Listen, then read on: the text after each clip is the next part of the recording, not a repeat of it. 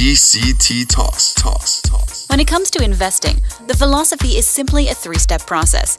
Maximize returns, minimize risk, and always look at the numbers first.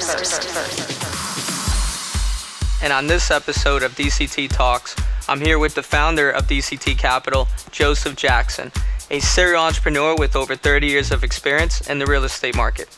I consider him a friend and a mentor, so you're definitely going to love this episode. This happens to be one of our initial episodes that we did in order to record for his book. Well, I hope you love it. Have a great day. Let me just start off with telling the story. So, the premise is simply, if you have one cow that's has a blue ribbon and pedigree, and it costs you $1,000, and you have an ugly cow with crooked eyes and ugly coat, and it costs you $100, and both cows produce 10 gallons of milk, which cow do you buy? And our thought is always you buy the ugly cow because it gives you a greater value.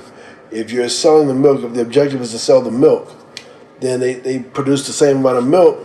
Why not buy the ugly one? Because it produces the same amount of milk, gives you greater value. And so the moral of the story is just that. You have to know your values. You have to know what you're doing and why you're doing it so that you can evaluate your circumstances and your opportunities effectively. In real estate, it's cringeworthy the number of times I hear people talk about they have an investment property or they're getting ready to get into the market. And, a guy came to me the other day, the son of one of my friends, and he says he and three of his friends are getting ready to start flipping houses. And he asked me, would I come look at a house? And the first thing I asked him, how much does the house cost? And he says, a $250,000 house. And this kid's, he's grown, but, he's still a kid to me. He's 21 years old and very smart, very articulate. But I knew off the bat that he was about to run off the road because he was getting ready to get into an arena that he was not prepared for. He didn't know the value of, or the lack of value of his existing skill set. And what he was getting caught up in is he had been exposed to things, so he knew functionally how they work, but he didn't have any real experience in doing it, nor did he have any real experience in the things that come about in flipping houses. Every day when you're doing a house, you have a $100 decision to make. Whether you're going to take these 3 extra pieces of plywood back to the store, or are you going to leave them on the site and they'll eventually get laid down to keep your workers from getting mud on their shoes after it rains. A window that doesn't fit correctly, you buy another. Do you take the other window back? Do you call the rep out? A sub finishes most of the work. He doesn't clean up after himself. And so now you got to pay somebody to go and clean up. So all those things go into it. So I knew when he came to me talking about buying a $250,000 house that he didn't know enough to be successful in that arena. And he was going after that house because emotionally it sounded well. You're in a market that's up and coming. People talk about it. So there was an amount of prestige in I'm working over here. I'm doing a project in this new mecca of opportunity.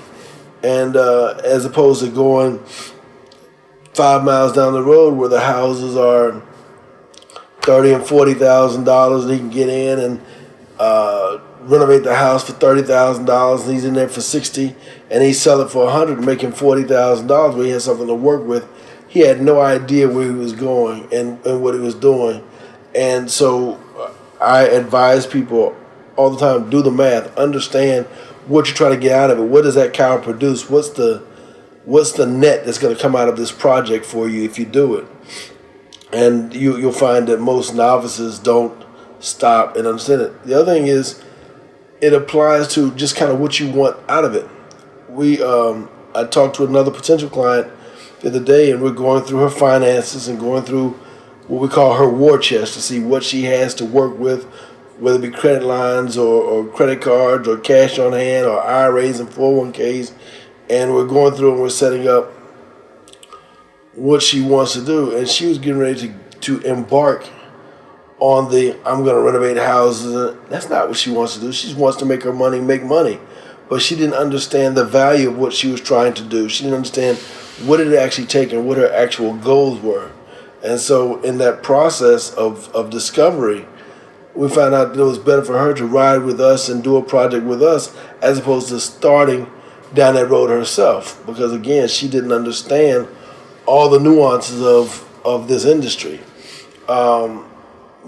People frequently get caught up in with what's pretty, what looks good or what sounds good, as opposed to what's really happening.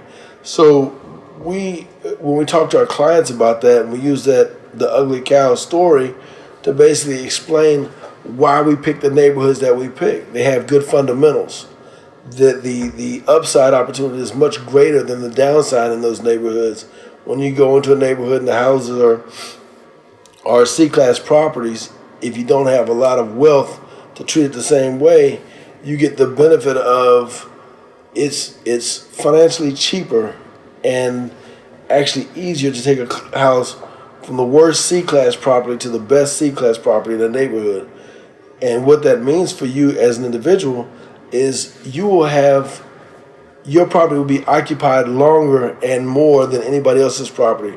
When we go into a neighborhood and we buy those houses and we renovate them, we put granite countertops in, we put ceramic floor tile in, we paint with the modern colors, we clean the door jambs and the baseboards up, or renovate those items in that house.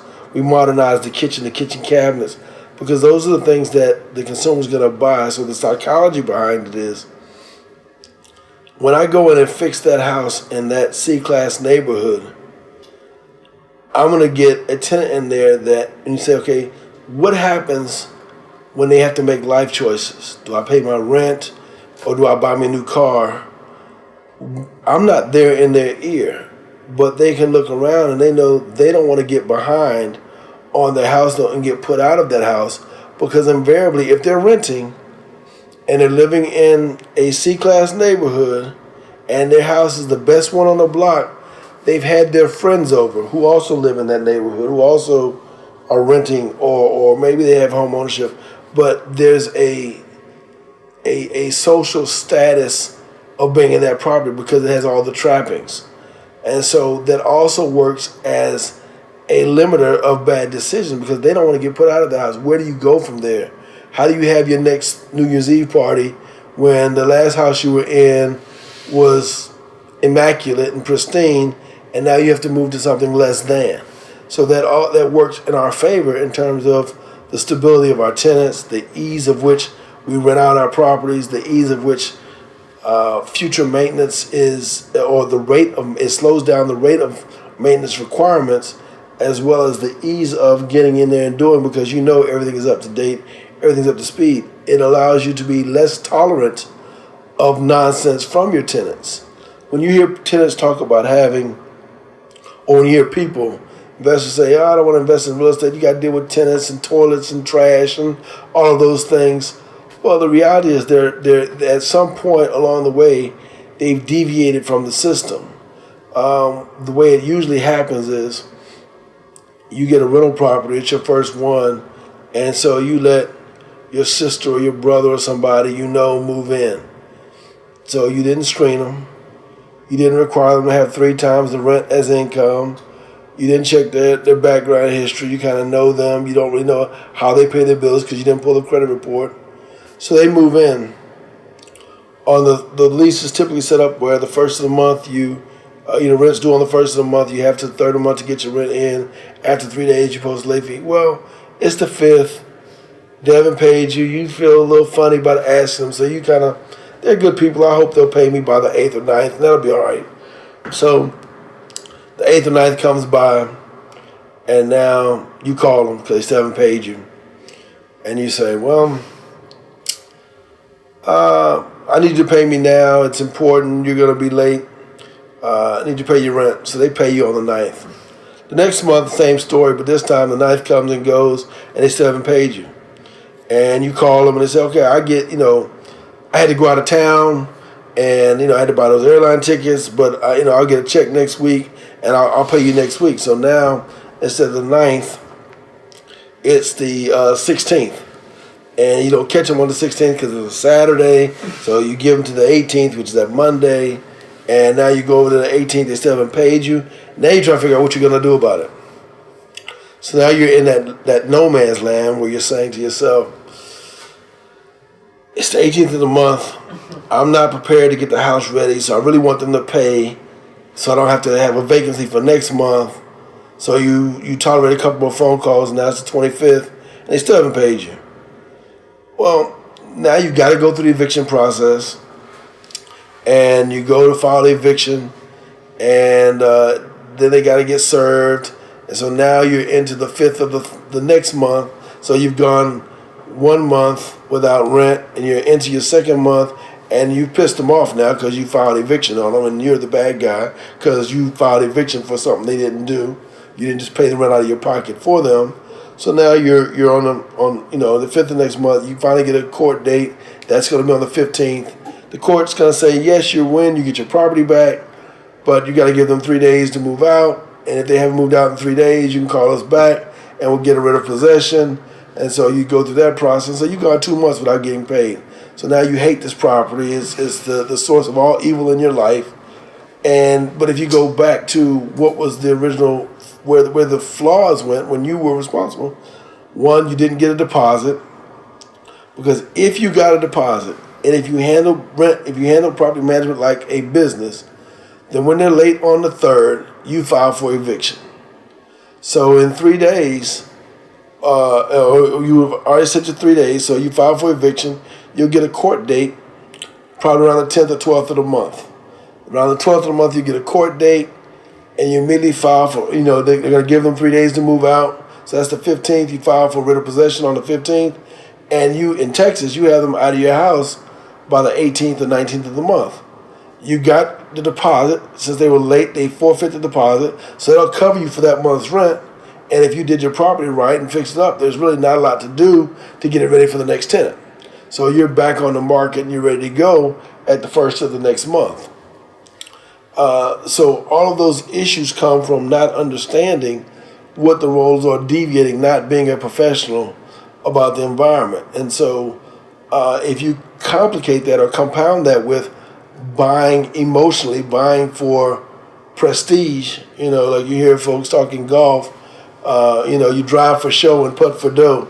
Well, it's the same thing. You go in there and you get these properties where the math works to your benefit. When you have $50,000 invested in a property and it's producing you $1,000 a month after expenses, then you've got essentially a 25% return on your investment versus somebody who's getting $1,000 a month, or let's say you have a house that's in a more prestigious part of town.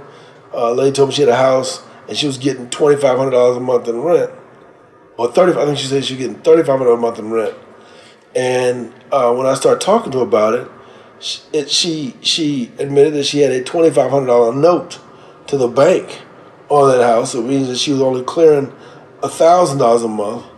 If she had one vacancy in there, it knocked out or ate up 2.5 months worth of profits.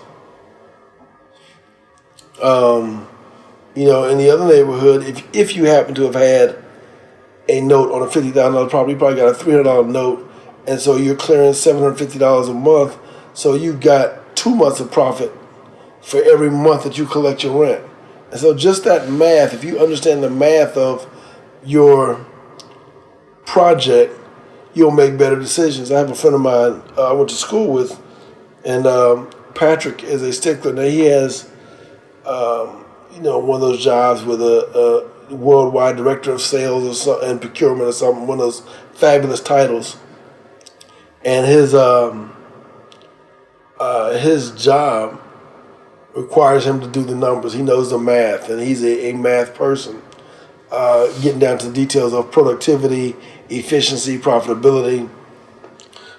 So he's one that no matter what we talk about, when we talk about the properties and stuff, it boils down to what do the numbers say? Can you tell the stories without an explanation? Well, that's with the ugly cow. Ultimately, what you want to do is you want to have a property that functions such that it can tell the story for you without an explanation, without having to excuse it. I was sitting with a guy who was a consultant, and he was going through my numbers, and he was saying, your profit margins over here were low. I say, that's because I made this decision, and this isn't quite, up to standard. Well, these things happen, and I had to. And by the time he got to the third one, he's kind of looking at me incredulously as I'm giving him these reasons why the numbers are where they are, and he's saying basically, you are the reason why your numbers are where they are, because you're not sticking to your fundamentals and your principles, and you're allowing these excuses to be acceptable, And so we got back to the thought process, and we use it at the office all the time. Excuses or results. You can't have both. You got to either get the results or you're going to give excuses, but you can't have both of them, so you got to pick which one you're going to have. And only if you pursue the results are you going to be successful. So, the premise of the ugly cow is just to understand your market, understand the dynamics, understand what you're really there for, and do the math. Count and see what the value of your investment is and what the actual return to you is after all factors are being considered, instead of just those cursory ones. I bought in this neighborhood and there's an emotional high for buying there. Can you go a little bit more into, you said excuses or results? Right. Right, so you were mentioning that the consultant is basically going through all your scenarios, and he's narrowing down that you're the reason behind those particular, margins per projects, and then you were just kind of rationalizing, right? On your end, where, you're using a subjective rationalization, where you're like, oh, that was because of this, that was because of that. So that's one of the challenges with let me reverse engineer this. There are, and I just learned this from a really predominant CEO that has left the corporate industry because he IPO'd and he just left, and now he started a private equity fund. And he mentioned, and I took this to heart because he mentioned that there are two types of CEOs. There are wartime CEOs and there are peacetime CEOs. Peacetime CEOs are those that work for the Coca-Colas, the Walmarts, companies that have conglomerates for 40, 50 years, that have systems in place, and all they're doing is that they're peacetime CEOs where they're in a company that already has systems, and they have so much time that they write books and do seminars. And they teach at colleges, right? Because they have all that time because it's peace for them all of the time. Right. So, and the books that they write are the books that they teach at, high-level business consulting schools, because it's all about peace, peace, peace. This is how you run. It's peacetime. The wartime CEOs are those that are just continuously, every day it's warfare. Right, so they have to scramble. You might have $3 million in the bank, but that might only cover 3 months of salary. Right. So you got to continuously just grow. Not only are you raising, but you got to keep continuously growing, running operations, and you might get to a level where you develop PTSD. Right, because that's all you know. All you know is warfare. Because every day you're just going. So when you're out of that environment, right? Let's just say you IPO'd and you sold everything, and now you're good, and you get out. You're like, what's going on? Because you don't understand peace. And there's rarely few books that teach that. I think, and you mentioned that there's only like 2 books that teach wartime CEOs that kind of teach that. So in that perspective, I'm looking at it from like the consultancy approach, where they're going all by the book. This is what you do. It's got to be like this, Kaizen, blah blah blah. The math. Lean Six Sigma, everything, and then you're like, hold on a second. On your end, you're trying to rationalize because you had to make pivots, like crucial pivots at each situation. Right. Now, the way that you presented it where you were rationalizing, but you were wrong. That's how you presented it. I was wrong, and I was wrong for this reason. Yes, there's a window when you get started in a business. It's like throwing a rock. You throw it straight up in the air. It's either going up or it's coming down, but it's not staying. It's going to be doing something. And it's one of two things. It's either going up or it's coming down. So there's a window in your business where it's like that. And you got to make the decisions right there based on what you have. You don't have enough to cover payroll and cover your subs and things. So you got to decide who you're going to pay. You got to split those hairs. And as I mentioned, my friend Patrick, he could not survive in this environment. He's in a Fortune 100 company. They've got people to help people to help people. So when he wants to have a meeting with his whole team, he tells his secretary, they send out a memo, they rent a theater, they go do all these things that I don't have that luxury. I got to keep the show moving, have the meeting, possibly feed you, and keep the doors open. So the challenges that you have as an entrepreneur in a small business, it's not a mini big business. They're different businesses. And yes, you want to aspire to get to the point that you're the Coca-Cola or you're the McDonald's. And, in our business, we talk about we want to McDonaldize it and get it to that point, but you're not there. So when you get out of the atmosphere, if you think of the shuttle, when the shuttle goes up, it needs those two big booster rockets as well as the primary tank to get out of the atmosphere. But as soon as it gets there, it jettisons those auxiliary rockets. And it takes very little energy, comparatively speaking, to orbit the Earth at that point. But it required those two big booster rockets to get there. Well, when you grow your business, at some point you have to jettison I'm doing whatever it takes to get there and I'm just making these decisions and say, okay, I don't need that anymore. I need to go to a more system-based existence. So at the point that I was in business, where I was trying to make the transition from getting into orbit and then staying in orbit so that I'm not that rock falling right back down, I had to change how I looked at it. And I could no longer make the excuse of this is why. Now it's time to make the decisions that produced a different result. And that required me to do things differently. I had my wartime game plan, and I kept using it and kept using it and kept using it. And yes, it gets you that immediate thrust into the atmosphere, but it's not a sustainable model. And so you have to transition to a sustainable model at some point while you're still in the atmosphere. So what he was helping me to realize was the ability to react in an effective manner is great, as you say, in a wartime environment. But what's best is for planning. Reacting didn't allow me to plan. I was taking things in at face value and making tweaks.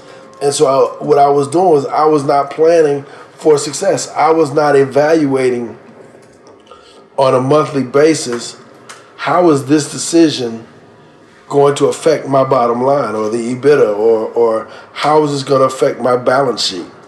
What are my goals to change my balance sheet? I wasn't running my business based on the numbers. I looked at the numbers almost historically to see where I've been. But that doesn't help you decide where you're going. And so now, through the help of the consultant, I realized that, for instance, one of the things that I was doing was I was carrying too much baggage. I had friends, I had family on the payroll, and I had people that I cared about, and they were doing their best. Well, the truth was their best wasn't good enough. So there was a challenge there, and so he literally told me, he said, look, you would be more successful if you simply decided to sideline all these other people who are on your payroll that you got to decide. If you actually asked me, said you got to decide whether you're going to run a for-profit or a non-profit. Say you do better by taking all these people off your payroll, doing your business, and just giving them money. And that sounded crazy to me. But he was right. When I got them off the payroll, my revenues increased. And it allowed me to give away the same amount of money that I was paying in salary with my excess cash. Because now I was running the business more efficiently. It was producing so much more money. And when I look back at it retrospectively, it was a function of when I had the wrong people in the wrong seats on the bus, so to speak, and some people who didn't belong on the bus. I spent so much time outside the bus myself trying to make sure it could roll and go. Sometimes I'm in the back of the bus pushing it.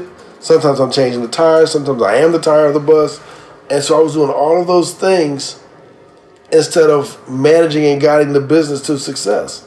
And it wasn't until I was going to hold myself accountable for results and make the numbers speak for themselves, to where I could go into the meeting when we had our consulting meeting, and I'd just give them the reports, and I'd be quiet.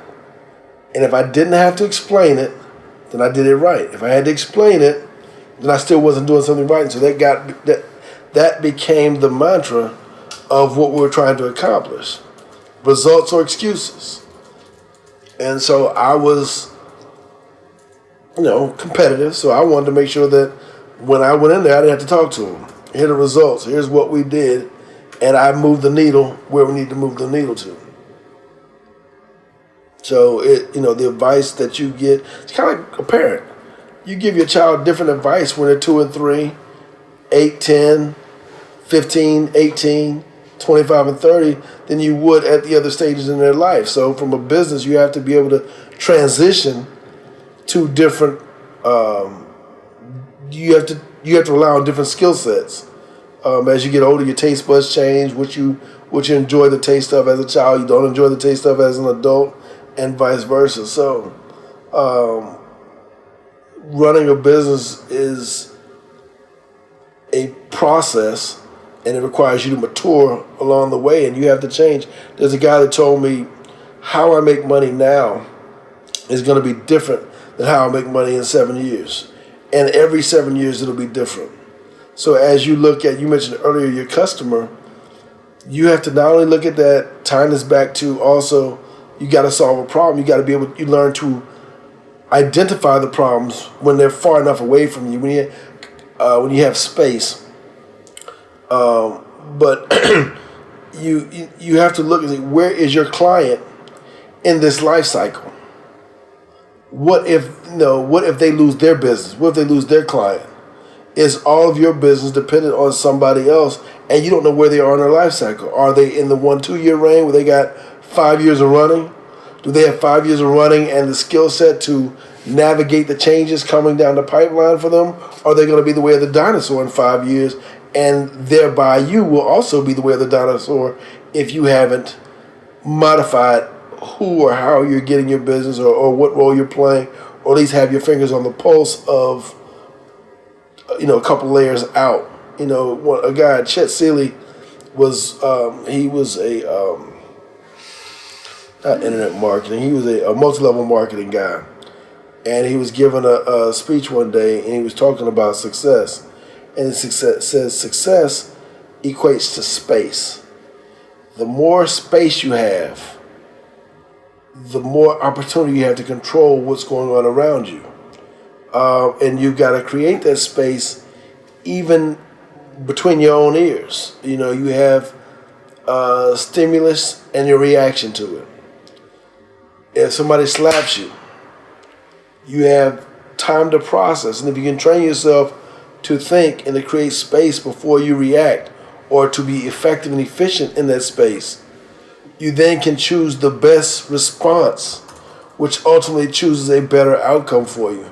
So the more you plan, the more you anticipate what's going on, the more space you have to make decisions by.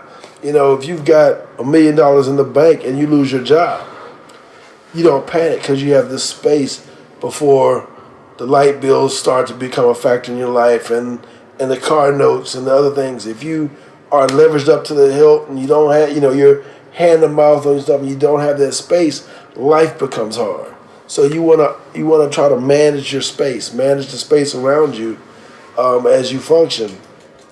And so you would, kind of tie in all those things of knowing the math, knowing, what's the value in your proposition. Is this the right cow to buy, so to speak? Knowing that you have to solve your customers' problems. You have to be able to identify those customers' problems, that you have to have a purpose. You have to understand your client, your needs, your environment. Damn, that alone, you hit it right at 6 too. That alone with what we already know about the ugly cow is gonna crush it, man. Damn, Joe, honestly, I thought the other one was good, but this one was really good. I personally am I'm honored to be here right now. Cause you're making me think about what I do. There's 3 that I'm one really good quote was learn to transition into a sustainable manner while you're still in the atmosphere, right? Mm-hmm. Because it's like throwing a rock, it's either going up or coming down, but it's not staying. And as an entrepreneur, it's not a big business, it's a bunch of mini businesses. And then you always got to ask yourself, how's this decision going to affect my bottom line or EBITDA, which is kind of standard. But the 3 ones that were really good was you need to learn how to sideline people and realize whether it's a for-profit or non-profit. Mm-hmm. And which time of your career, the question was that when you said that, when you sideline people, for-profit and non-profit, at which time of your career did you realize that? Late. Like last year. It was late. It was pretty late. It goes along with what I want to do, like I said, about having a vision. In order to get to a bigger place where I could attract a better team, a higher caliber team, I had to transition who was on my team. Because winners, not only are they attracted to other winners, but they also can identify losers. And if you have a bunch of people on your team who are quitters or who are going to deliver excuses, you're not going to be able to attract the winners who come to you and want to play, because they'll be in constant conflict with the people who are marginal, the people who don't aspire to be great. I've said people are where they are for a reason. Well, that's an internal measurement as well. I am where I am in business for a reason. I remember, and I think I mentioned this in one of the other chapters, I was doing $50,000 projects until another $50,000 wasn't going to pay my bills. And so I had to do a bigger project. And I went to, I think, a $100,000 project into a $500,000 project. And as I look back, I remember in the midst of that $500,000 project, I was looking at saying, I could have done this years ago, but I wasn't who I needed to be at that time. So now I look at where I am and say, who do I need to be to live the life that I want to live? And so I endeavored to be that guy. And, it wasn't, hey, I learned a new way to manage property or to manage a project or to fund a project. I didn't learn, none of that was new. It was me deciding to use what I already knew in a more effective manner. And so that's when the guy told me, when I went to him naked. I'm saying, look, here are my finances. Here's really what's going on. Not what I tell the banks, not what I tell, other people, not what I tell the team, but this is what it really looks like. Because I really wanted to be in a different place. And it was me wanting to be in a different place that allowed me to hear him and to hear myself give excuses. Because I was giving excuses initially. And then I realized that, you know what, you gotta be able to internalize it. And so now I'm a little better at looking for opportunities to grow and opportunities to get to a different point. But with that, one of the other things is you also got to know when to get off the road in terms of success. You can get caught up chasing it. Like in that restaurant, you're never going to eat all the food. You're never going to have all the money. So you've got to decide what's good for you. You know, you'll be in business and you'll hear somebody tell you about an opportunity to make another $10 million, another $20 million, and you're like, okay, I need to get on this because I may miss it. And that fear of loss can impede your capacity to focus on crushing it where you are. And if you're not counting, what you'll end up doing is, or the potential is, to pass your exit. I don't know, here in Florida, like in Houston, we have this freeway. It's called Loop 610. It's a circle, and you can drive, literally in a circle all the way around the city, right? Well, if you get on Loop 610, you can drive 100 miles an hour because it's 4 or 5 lanes wide, and it never ends. It's just a circle.